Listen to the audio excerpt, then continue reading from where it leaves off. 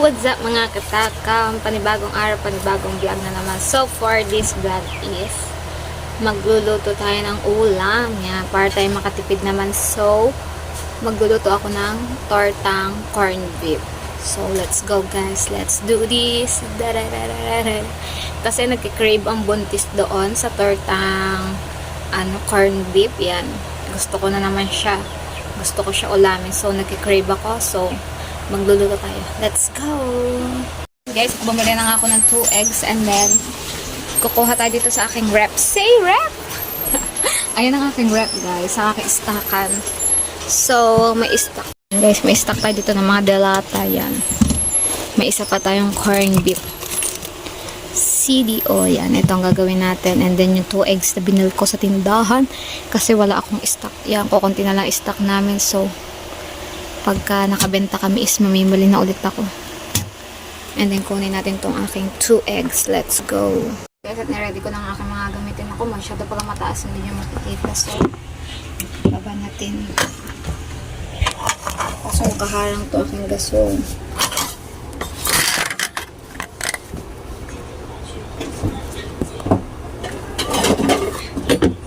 So, ayun guys, lagay mo natin tong corned beef. Siya naman is open. So, carry natin yan.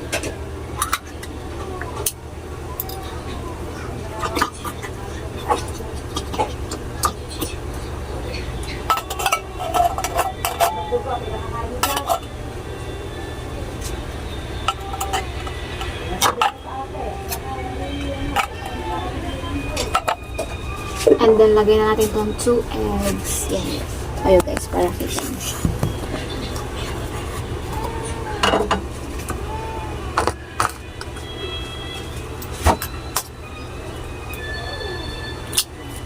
Yeah, sumama pa.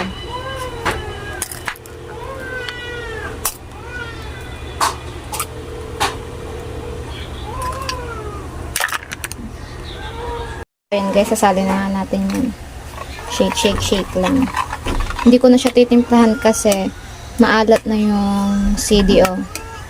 So, bawal naman sa akin yung medyo maalat. Ay, yung sobrang alat.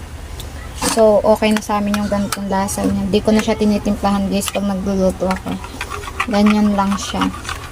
Kasi malasa na naman yung corned beef. Di mo na siya kailangan timplahan pa. And then, ayoko nang may sibuyas. Kaya hindi ko siya nilalagyan ng sibuyas guys. Kasi ayoko nang may sibuyas sa mga ganito. Yung ganito lang, plain lang. Shake lang natin. And then guys, papainitin natin yung kawali. So, yun guys, sasalang ko ng kawali. Papainitin na lang natin siya. And then, ready natin itong mantika. Ang labo ng camera ko sa likod gawa ng case. Yan, shake mo natin itong hanggang pinapainit natin yung kawali. And then, papainit tayo ng mantika. So, wala na ata kami gasol kasi ang hina na niya. Wala na ata siya naman. Pero ang tagal din sa amin na mali na to kasi 3 months siya. So, lagay natin itong mantika.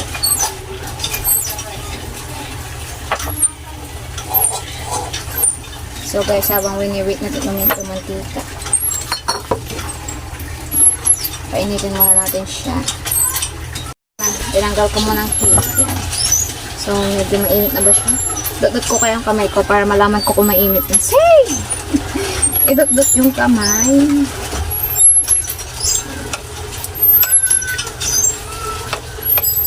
Testing natin guys kung mainit na ba siya.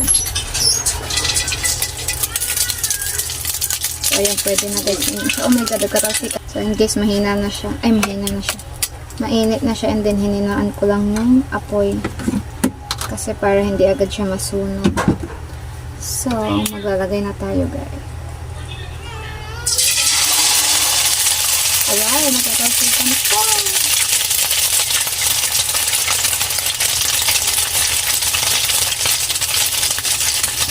Aray ko, init. Isid natin siya para makapaglagay pa ako ng isa. Kasi naman dyan yung 2 piraso. Para mabilis tayo makaluto.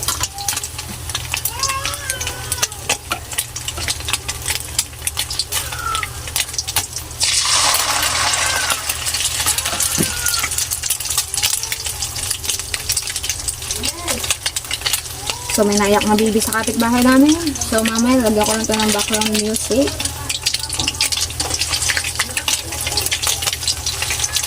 Yeah! So, dito po siya mabaliktad, guys. Ayoko magluto ng ganyan kasi nagtatalsikan talaga siya eh.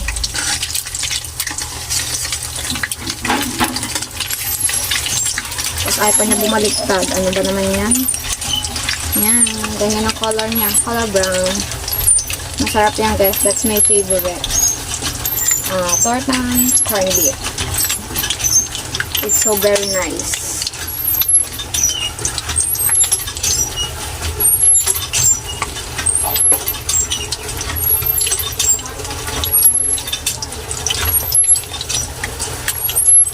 So, antayin lang natin siya magganyan yung color niya, brown. Aray ko. Ouch. Kasi ka naman tita. Aray! So, ayun guys. Nasunog na nga yung isa kasi isinet up ko tong aking tripod. Nasunog. Pero that's my favorite. Sunog. So, maglalagay ulit tayo ng isa pang layer.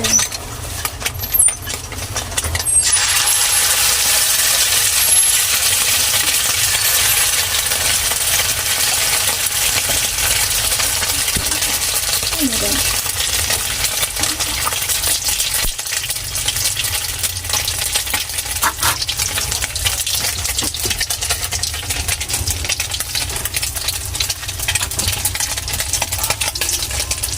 Hindi ko nga ma-focus na ano yung camera ko ang likod. So, para nasunog agad siya.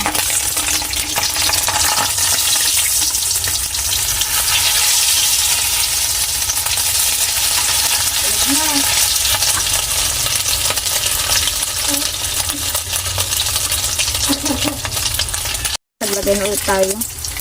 Hindi ko kasi masyado mabigyang pagluluto ko kasi nagtatalsikan yung matika. Ang sakit. Nagtatalsikan sa akin. Ang ka. Ang sakit. So, ayun guys. Wait lang ulit natin siya mag-brown. Bago natin siya balik ka rin. And then, may naluto na nga tayo. Ito na naluto na rin. Look. Kahit sunog yan. Yan. So, waiting lang tayo maging brown yan, guys. Kaya guys, wait ko lang siya masakit ko. Sika ako matika. Oh my God. Hintay ko lang siya mag-brown. Yan o. Bago ko siya hanguin. Sakit. Oh. Sika ako matika. Sakit. Sobrang sakit. So, balik ka rin ko na yung isa kasi brown na. Ouch! Missing na pala si Ali.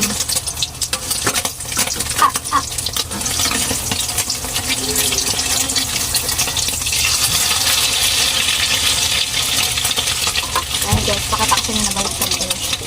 Kanya itsura. Ito kasi sunog na sunog and then ito hindi. Light brown lang. Nabaliktad ko na siya. So, maya-maya ng konti hanguin na natin siya. Ganyan nga lagi pala siya. Nagbubula-bula yung mantika. Ang sakit. Ang tasik na mantiko.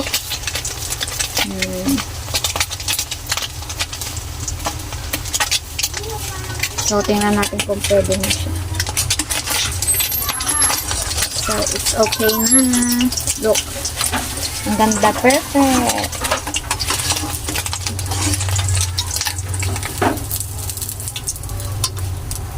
Ulit tayo guys.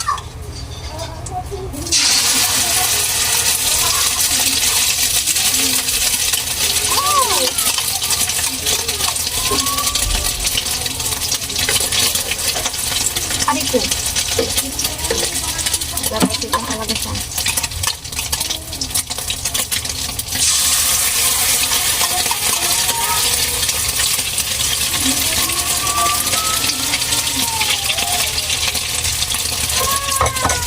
Bakit guys, pulang-pulo na agad siya nakalsikan. Ating pang-ilan na ba yung pork barch na yan. So, ganda ng puwit ako dito guys. Hindi siya sunog. It's so perfect. Yan. Favorite din to ni Jenna. Yan, para sa amin paborito yung ulam na yan. It's so very delicious. Oh, oh my god, ba't ka natausok, ha? How dare you?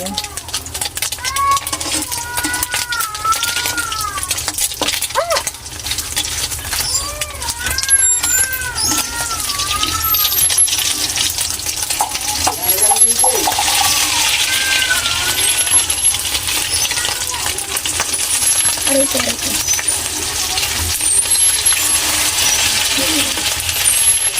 Ilagtad na natin siya, guys. Last one na lang to kasi kukunti na. Isa na lang yan. Wala na.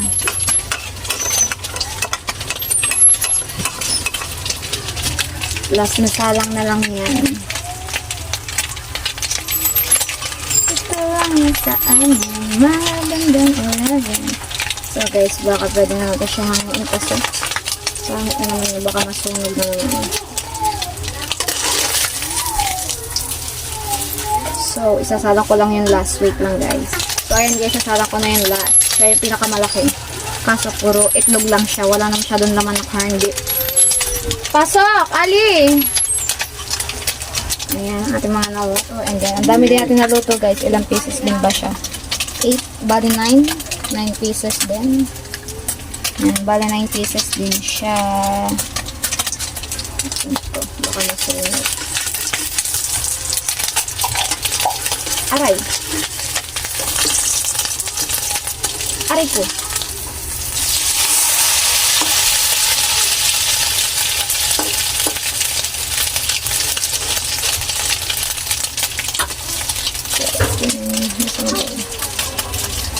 Nawala. Nawala. Pero ang sakit niya. Ayan. Itong pulang-pulang yun. Pero hindi pa siya medyo pula. Buti na lang.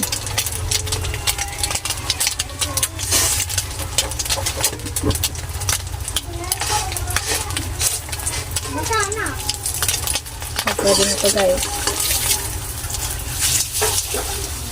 And then, tarang! Finish na tayo guys. Pala yung akin lahat na naluto sa ating tortang corned beef alinol. Siya ay 9 pieces. So, mapapadami na naman ang hain ko at jowa at pati ni ating maliit. Yan. Napakasarap niyang guys. Yan, tapos na nga tayo magluto. So, excited na nga siya. Kakain na daw siya. Yan. Kakain na kami guys. Let's eat. Di ko na maintay si jowa kasi siya ay naglulukan pa. So, ayun, craving satisfied na naman si Buntis. Yan, craving satisfied naman tayo. So, ayun guys, at kakain na nga muna kami ni Aling Maliit. At titira na namin si Jowa kasi siya ay naglulukan pa.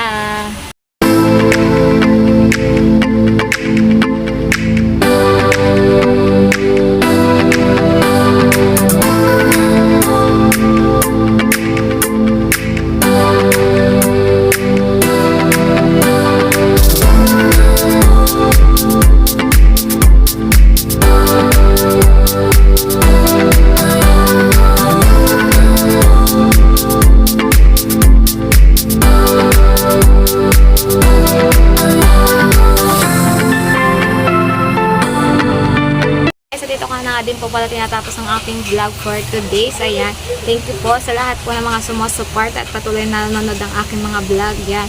Maraming salamat po sa inyong lahat, sa mga supportan niyo po sa akin. So, guys, magkita-kita na lang po tayo sa susunod ko po pong mga vlog. Bye-bye! Love you all!